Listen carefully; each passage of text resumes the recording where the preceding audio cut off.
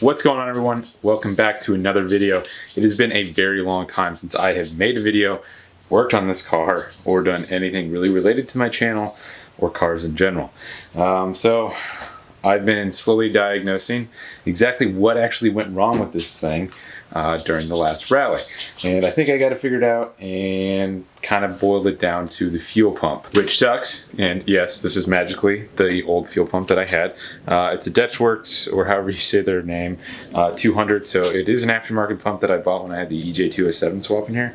Probably only has about 7,000 miles on it, but I noticed while I was testing the fuel pressure, because I thought it might have been the fuel pressure regulator, because that's stock, that I had no fuel pressure at all. So I wasn't able to even start. The symptoms actually got progressively worse to where the car wouldn't even fire up anymore. That also led me into pulling off the fuel line and seeing that there's absolutely no fuel coming out. And yeah, I went through everything, checked all the relays. Fuel pump relay was good. Everything was getting 12 volt where it's supposed to. So we're gonna be replacing this. And I already got the old one out, but we're gonna be throwing in a new one today.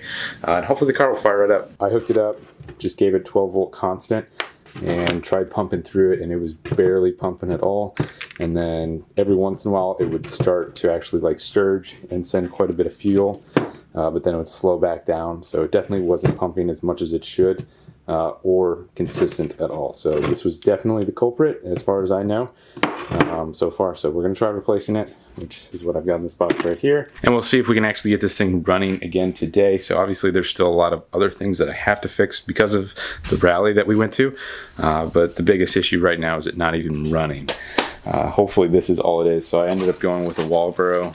I don't remember, I think it's a 255 liters per hour, which is huge, and I really didn't need it. It might be a 190, I can't remember. I didn't go with the huge model, and I got like the install kit for a Subaru with it. It was super cheap. It was like $79 shipped on Amazon. There'll be a link if you actually want to get one of these, because it's a pretty good deal. It's definitely way cheaper than most sites, and it was prime, so it showed up in like 2 days. Now then, you can totally see that I already got the old one out. Obviously you saw the old one, but here's the actual whole assembly, which I need to unplug it, and then we'll throw it in on a bench. So if you are watching this video to try to see how to replace your fuel pump, and you're not just watching it because you're a normal viewer of mine, or you're interested in the build that I've actually got going on, it's pretty simple to pull one of these out. Obviously it's underneath that cover that I showed in there. To get at that, if you had a stock car, you have to pull out all of your rear seat, and then it's usually underneath that rear bench. Once you pull out the rear seat, there's a cover with 4 Phillips head screws. You got to pull those out, and then you'll actually get access to this panel, and then remove the 8 millimeter nuts that are actually holding this on, and it'll just pull right up. And then you have to like finagle it out and rotate it like 180 degrees and try to find the right way. That way you don't break your sender.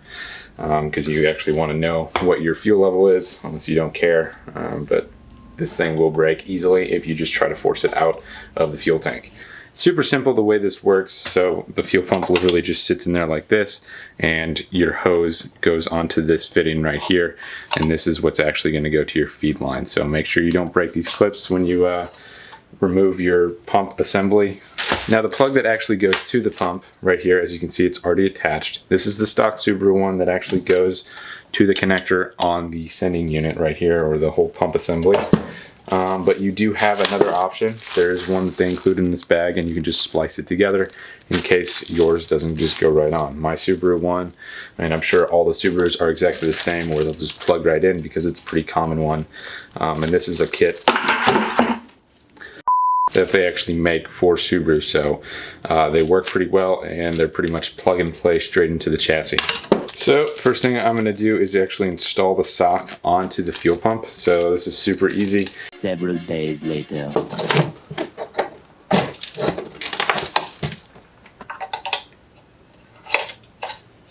And only thing left to do on the actual assembly is plug in your connector in the top. So you can either splice in your original one if it doesn't match up, which any car will work. All that the fuel pump is actually getting is a positive and a negative. So it's pretty easy to just splice in the connector that they give you if you choose to do so. But like I said, if you get a Subaru and you buy the same pump kit that I did, it'll just go right in. You can just clip it too, and there's no splicing or anything like that, so you don't need this. And with that, this thing's ready to throw back in the car.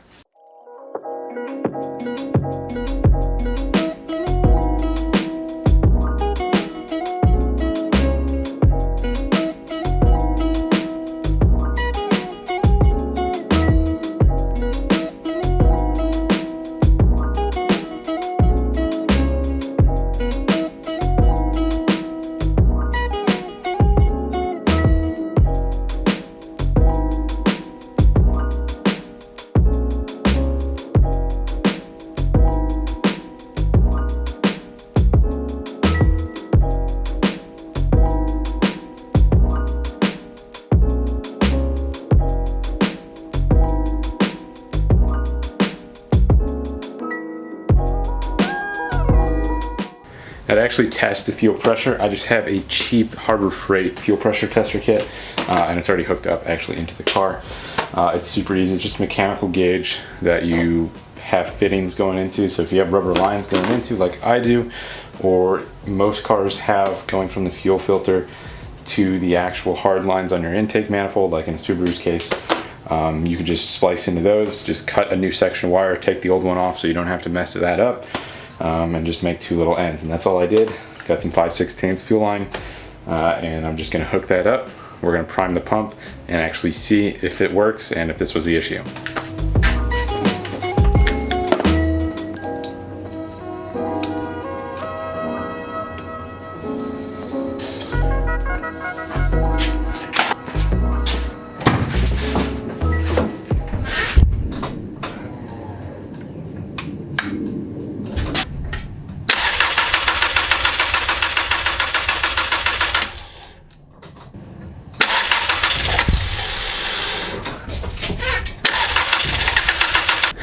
So obviously it didn't start, and that prompted me to test something else, and I just figured out what actually happened during the rally.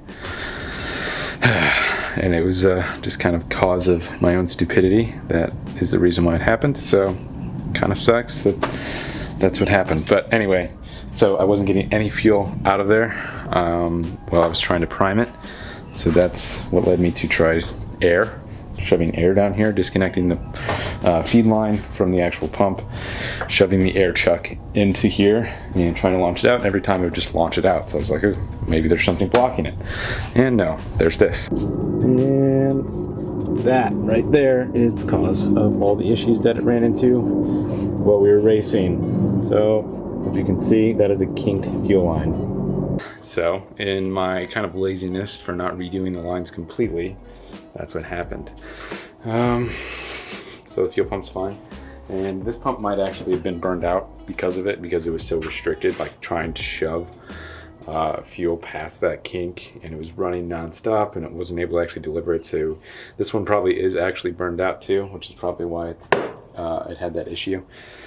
But yeah, I'm just gonna have to redo the fuel lines completely to kind of fix that, because my braided line is not long enough to have it go exactly where I want to, and I'd rather just redo all of the lines and go straight to kind of where the pump is. So I'm gonna have to order more braided line, and that kind of sucks, but I only have to order one spool because I still have an extra one, so that's cool. So it's pretty depressing that it's something that I easily could have fixed there if I had noticed it, but I never would have thought to actually have checked that. Or at least I could have rigged it while we were there, so we could have actually finished the race with full power and not worried about it. But we didn't have brakes, so I probably wouldn't have wanted to be able to go as fast as I could. So yeah, anyway, that's all I'm gonna have in this video.